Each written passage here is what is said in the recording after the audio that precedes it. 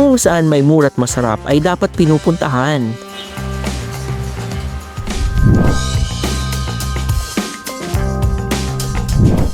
Kaya naman napasugod kami dito sa Santa Cruz Public Market para tikman ang mga nagsasarapang halal foods. Napaka-tender ng karne nila guys, hindi mo na kailangan mag-effort para hiwain yung karne. At ang overload halo-halo ng halo-halo loco. So saktong-sakto sa mainit na panahon tong halo-halo. Kaya naman, samahan nyo kami. Benra!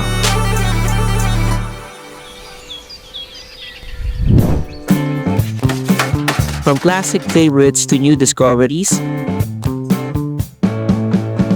tikman natin ang mga nagsasarapang street food dito sa Zamboanga City.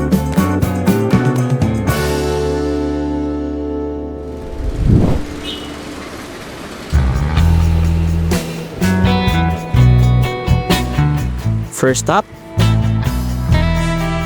samahan nyo kami at tikman ang mga pagkain dito sa Sheila's Eatery. Magandang araw sa inyong lahat. Ako pala si Hazel Joy Agramon at ang store name po namin is Sheila Eatery. Located po kami sa Santa Cruz Market at open kami for 6 a.m. to 5 p.m. We offer here a halal foods like chula itum, syagol pugut, pialam, pusit, piasak, and beef steak. At marami pa pong iba kaming ina-offer dito. If you want to visit, come here at Santa Cruz Market. Ang karinderyang ito ay more than 8 years nang nagtitinda ng mga masasarap na pagkain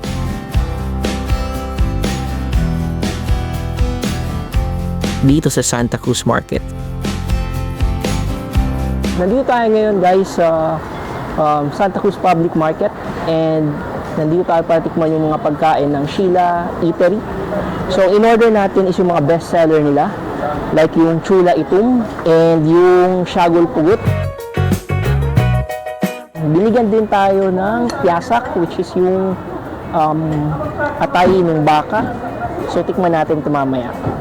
So unahin natin yung chula itum which is yung sabaw. So eto, tikman natin.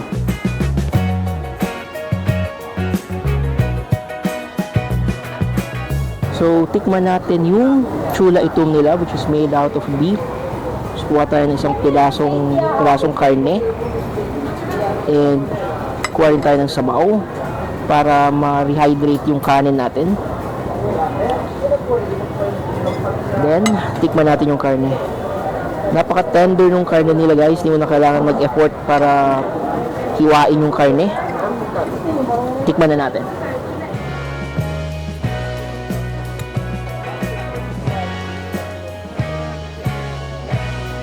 Tamang-tama yung balanse ng spices ng chula itum at yung karne. At the same time, napakasarap ng sabaw kasi mainit.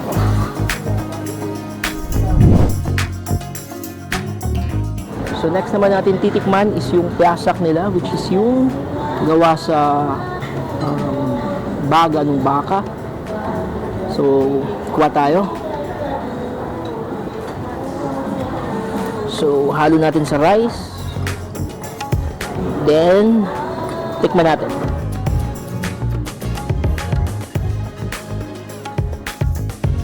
So medyo maanghang siya pero masarap. Hindi siya yung anghang na nakakaumay. After naming mabusog sa mga pagkain ng Sheila's Eatery, ay naghanap-hanap kami ng panghimagas. At napadpad kami dito sa Halo-Halo Loco upang tikman ang kanilang overload halo-halo.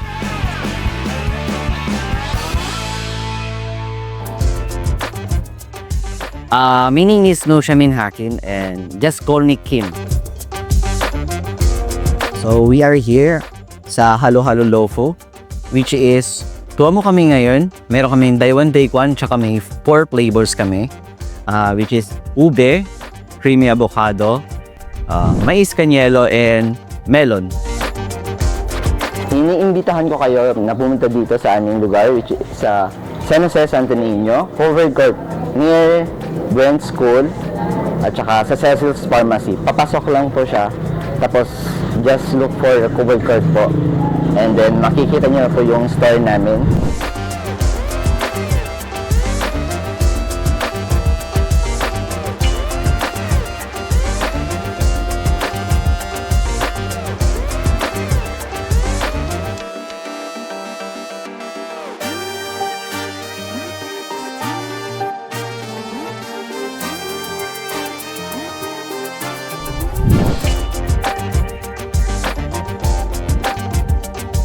Nandito tayo ngayon sa next location natin para tikman ang mga nagsasarapang halo-halo, which is yung mga overload halo-halo ng Halo-Halo Lofu.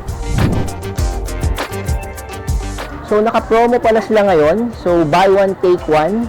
So in order natin is yung creamy avocado nila, and then yung halo-halo ube overload. So kung makikita nyo, overload na overload sa dami ng sangkap. And saan ka pa makakita ng presentation na ganito na parang ayaw mo nang kainin kasi sobrang ganda ng pagkakabuo ng halo-halo nila. Ang una nating titikman is yung paborito kong avocado na halo-halo. So sa panahon ngayon, bihira ka na lang makahanap ng avocado flavored na halo-halo kasi nga hindi season. So good thing na meron silang available na avocado halo-halo, which is yung in-order natin. So yung halo-halo nila is merong white beans, merong sago, merong gulaman, merong saba, at the same time, merong leche flan na buo. Isang buong leche flan or mini leche flan ang nilagay nila as toppings sa halo-halo nila. At the same time, meron ding nag-drizzle din sila ng caramel sa top ng halo-halo. So kung makikita nyo, napaka-creamy niya. Hindi pa nga natin hinahalo. So, excited na akong tikman. So, yun, kung makikita nyo, napakadami ng sahog. Kaya nga overload. So, tikman na natin.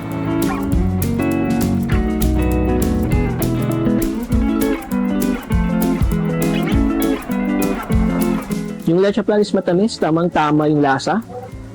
And nagko-complement sa ibang ingredients nung halo-halo. And yung shaved ice is hindi makakapal, so maninipis. Hindi katulad nung ibang halo-halo na makakapal yung shaved ice nila. So dito sa Halo-Halo Lofu is tamang-tama yung shaved ice. So madali mo lang siyang halu-haluin. So next naman natin na titikman is yung ube halo-halo overload nila. So once again guys, buy one take one sila. So ang unang flavor na in-order natin is yung creamy avocado. And then itong ube halo-halo overload nila. So kung mapapansin nyo, again, magandang presentation, kitang-kiting separation ng bawat ingredients. So haluin natin para matikman na tong ube halo-halo.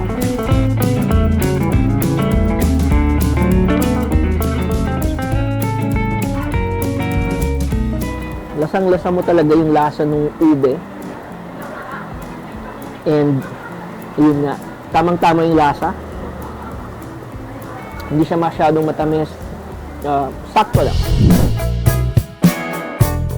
So, nandito na tayo sa last part ng ating video. So, special thanks to Shayla's Eatery and Halo-Halo Lofu for accommodating us. And if ever na may mga kakilala kayo na may mga small businesses na gusto na nyong i-feature namin sa mga susunod na video, drop us a message on our social media accounts sa Facebook and including YouTube. So once again, let's support small businesses and see you on our next video. That's yummy.